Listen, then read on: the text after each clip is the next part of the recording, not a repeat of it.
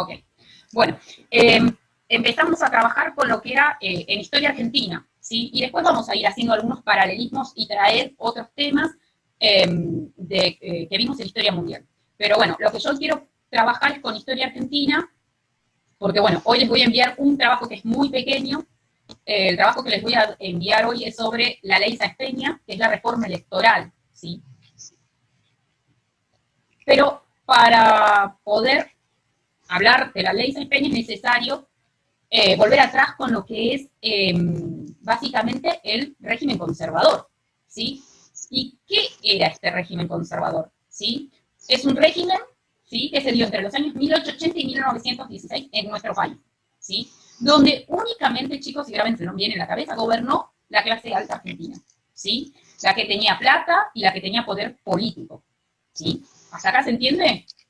Sí. Ok, entonces, tenemos una clase alta que gobernaba el país, que tenía el poder económico, es decir, que era dueña básicamente de grandes extensiones de tierras, ¿sí? Todas las tierras básicamente las concentraba y en la actualidad también las concentran muy pocas familias en nuestro país, lamentablemente, ¿sí? Esas tierras estaban destinadas a la producción agropecuaria, es decir, básicamente a la ganadería y a la agricultura, ¿sí? Para eso se utilizaban las tierras. Nuestro país no estaba industrializado, ¿sí? Así que las industrias eran muy pocas. Así que, bueno, básicamente lo que teníamos, sí, era producción agropecuaria, que es lo que exportábamos, lo que vendíamos a los países industrializados como Inglaterra, Estados Unidos, etc. ¿Sí? ¿Qué es lo que vendíamos fundamentalmente? Carne, chicos. Carne, cueros, ¿sí? Básicamente trigo, maíz, ¿sí? Eran los productos de exportación de esa época. Pero esta clase alta, que gobernaba nuestro país, básicamente, ¿sí?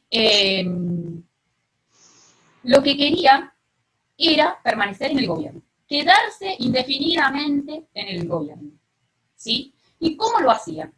Bueno, terminaba el periodo presidencial, no sé, vamos a poner Rota, que es el primero que inicia esta etapa conservadora, de este régimen conservador, ¿sí? Las presidencias, cabe aclarar, que duraban 6 años, ¿sí? No 4 como ahora. Y el presidente no podía ser reelegido, ¿sí? Es decir, terminaba su mandato, tenía que pasar otra persona y después ahí podía volver a presentarse como candidato, ¿sí? Entonces, ¿qué hacía? Como él iba a terminar su periodo, tenía que continuar otro, pero tenía que continuar alguien de su entorno, un pariente, un amigo, un miembro de su partido político, ¿sí? Roca y toda esta gente que gobernó entre 1880 y 1916 pertenecía al Partido Autonomista Nacional, que se lo conoce como PAN, ¿sí? Que son las siglas del Partido Autonomista Nacional, ¿sí? Pero obviamente esta gente, para permanecer en el poder, ¿sí?, y que sus amigos, sus parientes pudieran ganar las elecciones, ¿qué hacían? Cometían fraude electoral, ¿sí? El fraude es hacer trampa, chicos, hacer trampa para ganar. ¿Y qué trampa hacían?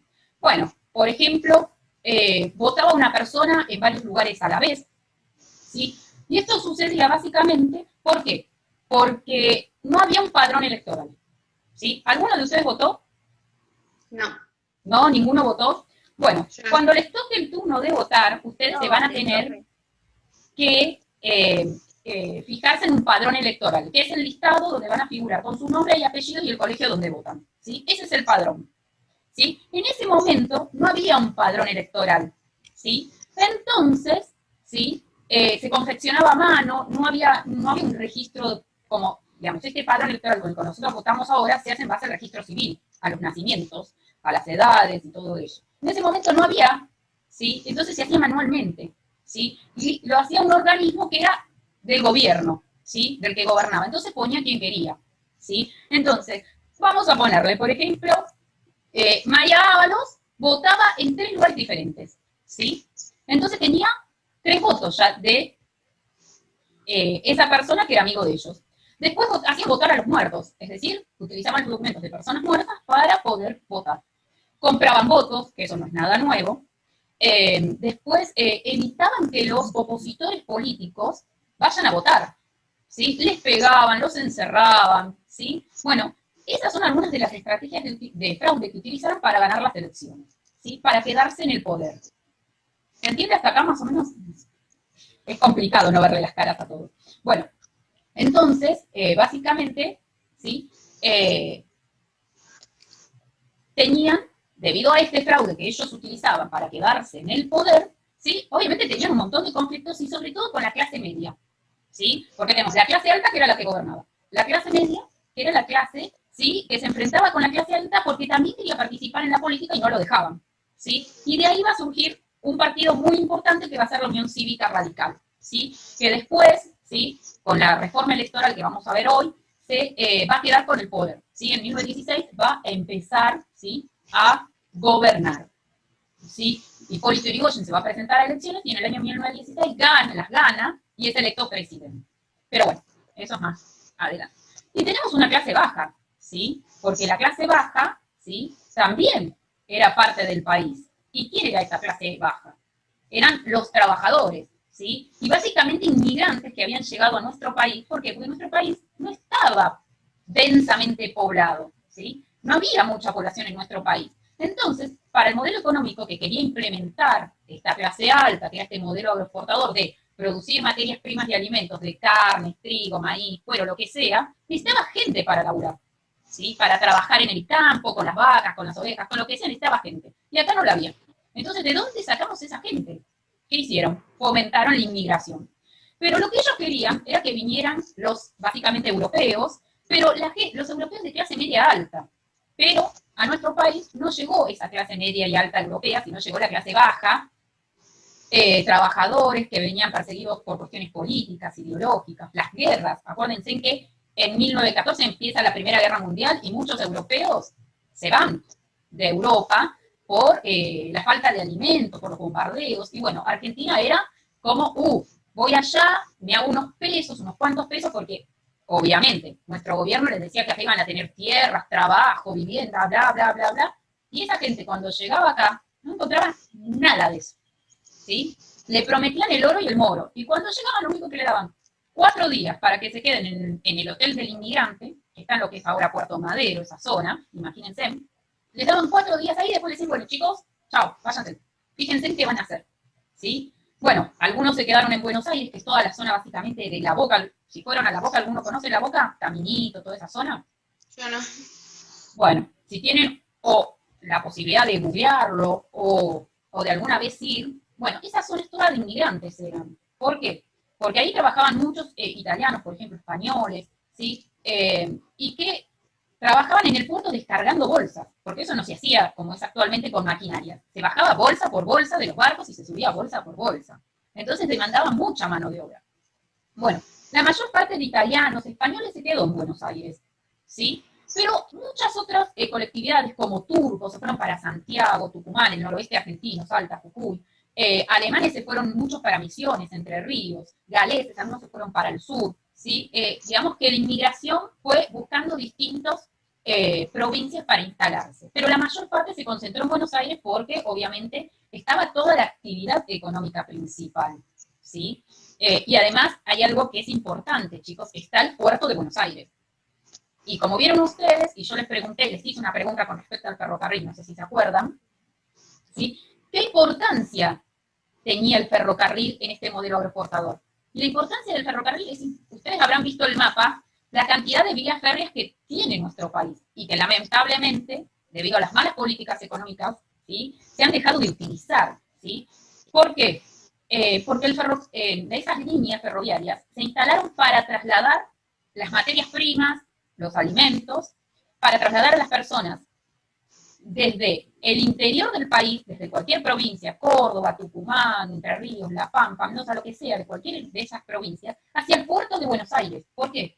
Porque ahí necesitaban llevarlas en barcos a otros países, ¿sí? Las necesitaban transportar a otros países, ¿sí? Entonces, esa es la importancia del ferrocarril. Era rápido, era seguro y era barato, y además que podía facilitar trasladar grandes volúmenes, ¿sí?, de mercadería, ¿sí?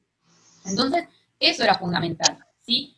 La importancia del ferrocarril. Era rápido, barato, me permitía trasladar grandes cantidades y todas se dirigían a Buenos Aires, o Buenos Aires concentraba el grueso de las vías férreas porque estaba el puerto que servía para luego trasladarlas al exterior, venderlas al exterior, ¿sí? Entonces, vimos por qué este modelo agroexportador necesitó mano de obra con los inmigrantes, vimos la importancia del ferrocarril.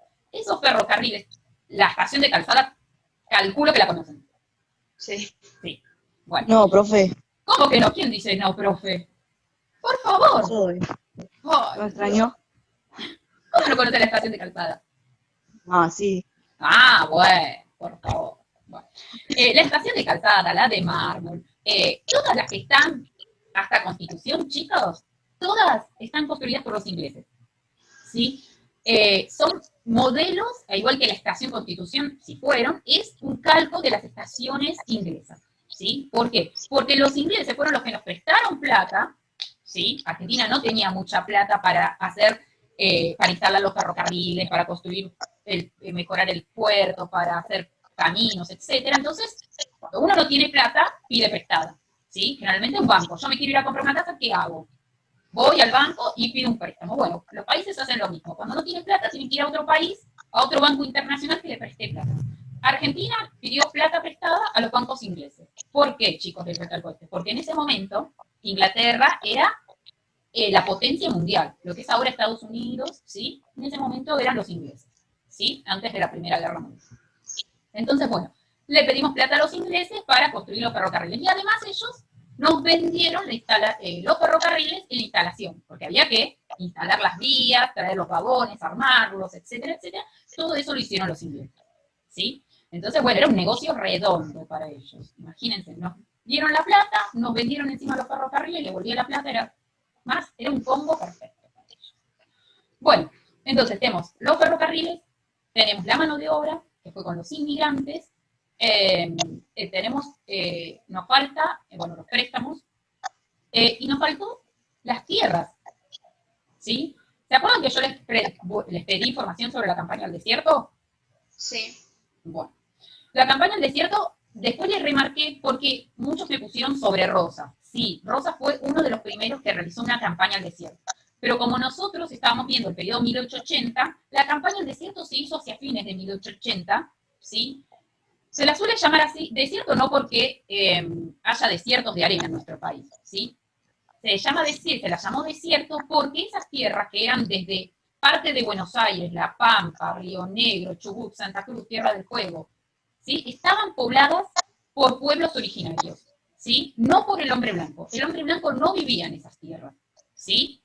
Había una línea de frontera, ¿sí? Es decir, hasta acá llegan las tierras de los blancos, ¿sí? Con sus estancias, con sus fortines, y acá están las tierras de los aborígenes, ¿sí? Entonces, ¿qué pasa? El hombre blanco, ¿sí?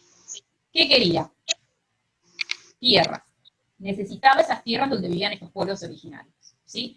La excusa del gobierno argentino, ¿sí? Para realizar esta campaña y sacar a los aborígenes de esas tierras fue básicamente que los aborígenes atacaban las poblaciones blancas, ¿sí? Robándole el ganado, que era verdad, le robaba ganado, ¿sí? Porque los araucanos, los mapuches, que eran los pueblos que vivían que vivían y viven en esas tierras, ¿sí? Eran pueblos que no pudieron ser dominados por el hombre blanco, ¿sí? Que cuando llegaron los españoles a América, no los pudieron dominar, no los pudieron gobernar, no los pudieron diezmar, ¿sí? Le hicieron frente y se mantuvieron, ¿sí?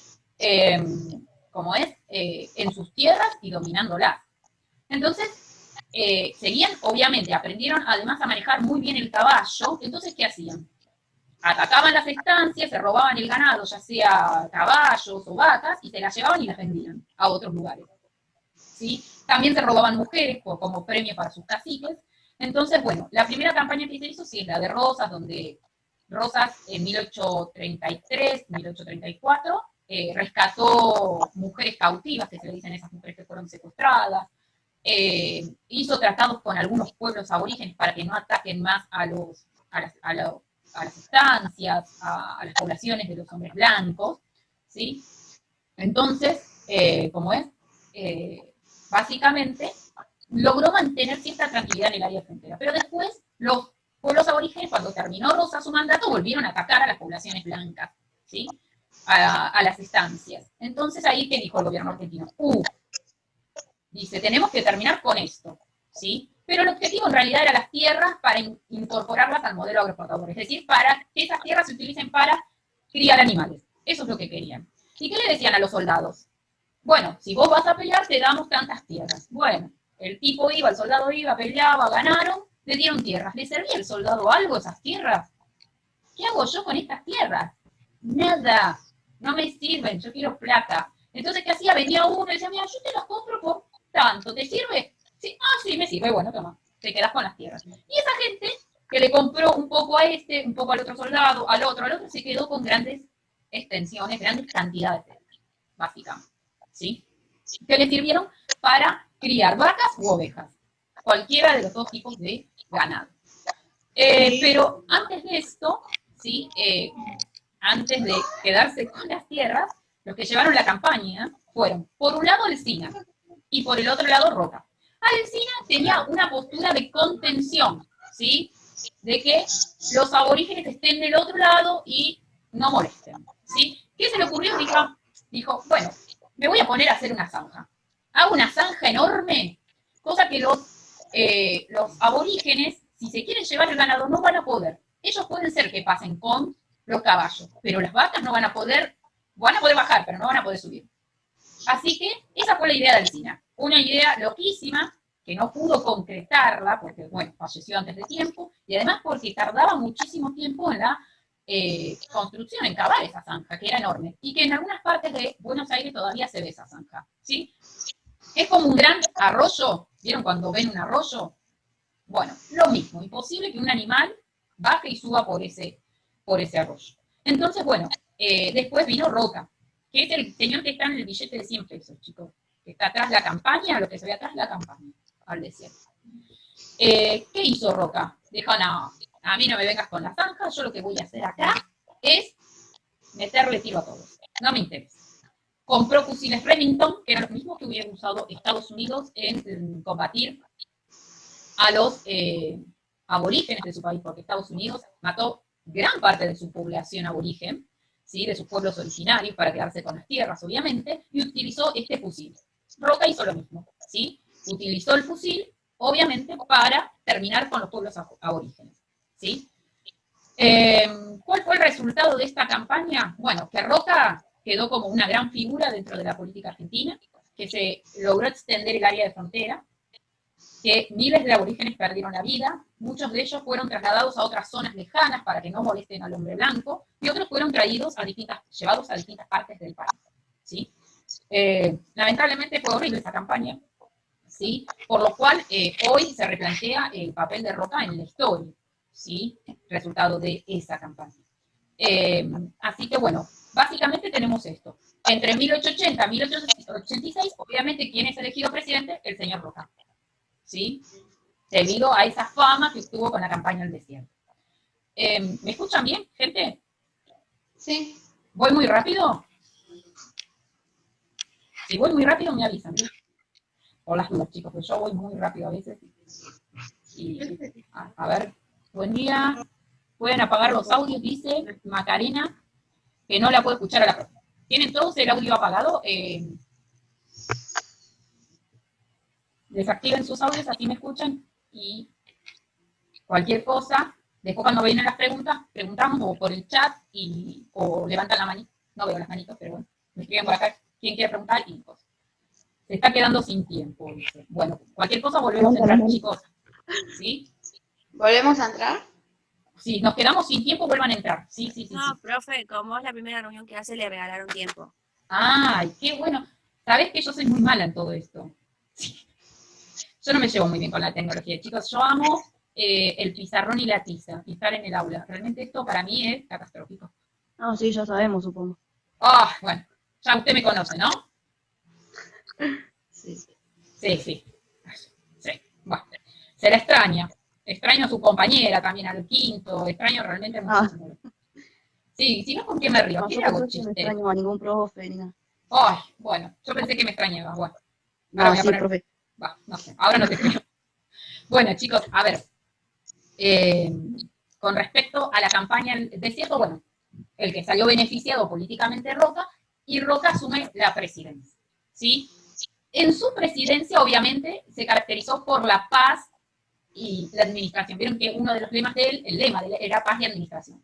Para poder haber paz en su periodo, obviamente, tenía que ejercer un gran control sobre los gobernantes del resto del país y también que el territorio estuviese controlado sin convulsiones ni rebeliones para poder administrar. Bueno, ¿qué es lo que hizo durante su mandato el señor Roca? Básicamente lo siguiente, sancionó la ley 1420, que es la de educación primaria, que es gratuita, ¿sí? Es decir, que nadie paga un peso, ¿sí? Obligatoria, es decir, que todos los niños tienen que ir a la escuela, y laica. Y esto era lo más importante, la educación era laica, es decir, que en la escuela no se da educación religiosa, ¿sí? Si vos sos católico, judío, protestante, musulmán, bueno, genial, pero tu fe religiosa, ¿sí? La haces en el templo, en la iglesia, ¿sí? En el ámbito religioso. Acá en la escuela no se habla de religión, no enseñamos religión, ¿sí? Que es una de las características de la escuela ahora, ¿sí? Nosotros no damos, ustedes no tienen una materia que se llama catequesis o introducción no sé, a la iglesia protestante, ni nada por eso. Las mencionamos porque muchas forman parte de procesos históricos, pero no explicamos nada, ¿sí? Nosotros nos aferramos a teorías científicas, ¿queda claro? Sumado a eso, también hizo la ley de registro civil, es decir, que creó el registro civil, ¿sí? Es decir, que el nacimiento, las muertes o defunciones, ¿sí? Y los matrimonios, ¿sí? Ahora se iba a ocupar el Estado. ¿Por qué? Porque tanto la educación como el registro, la anotación de los nacimientos, las defunciones o los matrimonios estaba a cargo de la Iglesia. Lo que hizo con esto el señor Roca es sacarle poder a la Iglesia Católica, ¿sí? ¿Y por qué hizo esto? Primero, para controlarlo y porque sus creencias liberales obviamente se apartan, ¿sí? De lo que es la fe, de lo que es la religión. Y segundo, ¿sí? ¿Por qué? Porque como habían llegado muchos inmigrantes al país, y si, por ejemplo, se querían casar dos judíos, ¿sí? No podían, tenían que convertirse a la fe católica para poder casarse. Entonces, con el registro civil, no es necesario que uno, ¿sí? Tenga una religión, ¿sí? Puede casarse una persona católica con una no creyente, puede casarse dos judíos, un musulmán y un judío, un católico, lo que sea que para el registro civil no le importa la creencia religiosa, ¿sí? Eso era básicamente, ¿sí? Que se respetara la creencia de la persona y no obligarla a convertirse a una fe, ¿sí? Para poder casarse, anotar a su hijo, ¿se entiende? ¿Sí? Y también con esto le sacaba poder. ¿Por qué? Porque la iglesia dejaba de controlar ciertos aspectos que ahora pasaban a manos del Estado. ¿Sí? Bueno, también se sacó la ley de unificación monetaria, que fue muy importante para el país porque cada provincia tenía su propia moneda. ¿Sí? Te ibas a Chaco, tenía una moneda. Te ibas a Entre Ríos, tenía una moneda. Ibas a Córdoba, otra moneda. Cada provincia tenía una moneda. Si yo iba de Buenos Aires a Córdoba, tenía que cambiar la moneda. No, entonces dijo, no, chicos, todo el país tiene que tener una única moneda. Y se maneja por esta moneda. Así que bueno, otra cosa que hizo es unificar, ¿sí? Esta cuestión monetaria. Y además, también lo que hizo es básicamente crear los territorios nacionales, que fueron estas tierras que le fueron sacadas a los pueblos originarios en las distintas campañas, la de Roca o también los territorios nacionales de Chaco y Formosa, que también estaban ocupados por los pueblos originarios, y también tiene un tratado con Chile, ¿sí? Por el tema de cuestiones limítrofes. Argentina tuvo problemas limítrofes con todos los países, con Uruguay, con Brasil, con Paraguay, con Bolivia y con Chile. Pero con Chile tenemos un límite tan grande que, bueno, se tuvieron que poner, de acuerdo los dos países y firmar un tratado para ver dónde pasaba la división, ¿sí? Así que, bueno, eso más o menos lo que fue el gobierno del señor Roca. Pero bueno, esta etapa, ¿sí? Del régimen conservador, ¿sí? Básicamente va notando que cada vez hay más inconvenientes en lo social, ¿sí? Sobre todo con la clase media, que, por ejemplo, organiza una revolución en 1890, que es el material que le voy a mandar hoy yo, que es la Revolución del 90, Revolución del Parque, porque se llevó a cabo ahí en un parque muy importante de la ciudad, de Buenos Aires. Los radicales, la Unión Cívica, que después se va a transformar en la Unión Cívica Radical, va a pelear por que se hagan elecciones sin fraude electoral, ¿sí? Que no se haga más trampa, que sean elecciones limpias y que se modifique la ley de la votación, ¿sí? La ley electoral. ¿sí? Esto va a llevar a cabo, esto va a producir que, básicamente, en 1890 tenga que renunciar el presidente Juárez Celman, que era el cuñado de Roca, ¿sí? Pero que el señor Juárez Celman era un chanta, ¿sí? Había conservado gran poder, no solo era el jefe del partido político, del Partido Autonomista Nacional, sino que también era el presidente, y hacía y deshacía como él quería, y obviamente había corrupción, sus principales ministros estaban acusados de haber robado al Estado, también, digamos, se había producido una crisis internacional económica que había afectado a nuestro país, bueno, muchas, las pocas industrias, comercios que habían habido, habían cerrado, quebrado, mucha gente había quedado sin empleo, había inflación, subían constantemente los precios de los alimentos básicos. Bueno, entonces el gobierno de Juárez Celman era como medio tenebroso, digamos, medio, digamos, no estaba bien plantado y no pudo recuperarse después de esta revolución donde los radicales le decían, no, escuchá, nosotros queremos otro sistema electoral, queremos que se modifique el sistema electoral.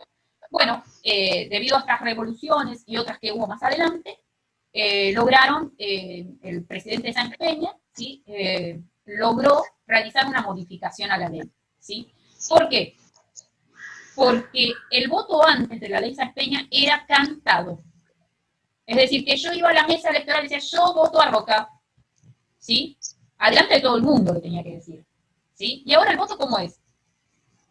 Secreto. Es secreto. Bien, es decir, dicen, yo entro al cuarto oscuro, pero el cuarto oscuro no es porque no veo, sino el cuarto oscuro es porque nadie me ve a quién voto, ¿sí? Entonces, tengan en cuenta esto, el voto antes era cantado, todos veían a quién me votaban, ahora es secreto, ¿sí? El voto antes era voluntario, ¿sí? Es decir, que básicamente votaba quien quería. Si quería votar, votaba, si no quería, no votaba, ¿sí? Ahora el voto va a pasar a ser obligatorio, ¿sí? Es decir, que sí o sí tengo que ir a votar. ¿Quiénes iban a votar? Van a ver que muchas veces dicen el voto era universal. Ojo con este tema de universal. Universal significaba que votaban todos los hombres, ¿sí? Todos los hombres. Y no importaba, ¿sí? Su posición económica, es decir, si tenía o no tenía plata, no importaba su fe religiosa, no importaba ninguna de esas cuestiones, ¿sí? Votaban todos los hombres mayores de 18. ¿Se entiende? La mujer no es universal, en realidad está mal llamarlo universal, pero bueno, en ese momento le decían universal, está mal porque la mujer no votaba. Recién la mujer pudo votar, ¿sí? Básicamente cuando llega Perón al poder y modifica la ley electoral, ¿sí? Así que vamos a tener que esperar unos cuantos años más la mujer para poder votar. Entonces, tenemos un voto con la ley Sáenz Peña, secreto, obligatorio para todos los hombres mayores de 18 años, sin importar su posición social o condición económica. ¿Se entiende? Después, un registro electoral, que está basado en el registro militar. ¿Por qué? Porque todos los hombres antes hacían, ¿qué cosa? El servicio militar obligatorio, ¿sí? Entonces, en base a ese registro, se hacía el padrón electoral. ¿Se entiende? Y antes, el registro, ¿sí? Para votar, ¿sí? Lo hacía una comisión donde vos te tenías que ir a anotar para votar. Y esa comisión analizaba a ver si estabas o no en condiciones de votar. Si vos eras opositor, olvídate que ibas a estar en ese padrón electoral, en ese listado. ¿Se entiende, chicos? ¿Sí? Estas son una de las características principales. Hay otras que ustedes van a tener que buscar en el texto que yo hoy les voy a dejar como tarea, ¿sí? Pero yo quiero que tengan en clara bien estas características de la ley Sáenz Peña, ¿sí? Que era obligatorio, que era secreto, que era para los hombres mayores de 18 años, sin importar su condición social, posición, que el padrón electoral lo realizaban en base a el registro militar, ¿sí? Básicamente esas características. En el texto va a mencionar otras más, porque la actividad va a consistir en que hagan un cuadro comparativo entre el viejo sistema electoral y el actual sistema, la ley Sáenz Peña, el sistema electoral a partir de la ley Sáenz Peña. Ustedes tienen que comparar. De un lado van a poner secreto, del otro lado cantado, ¿sí? Y así con las demás características. Eso básicamente va a consistir en la actividad que les voy a enviar.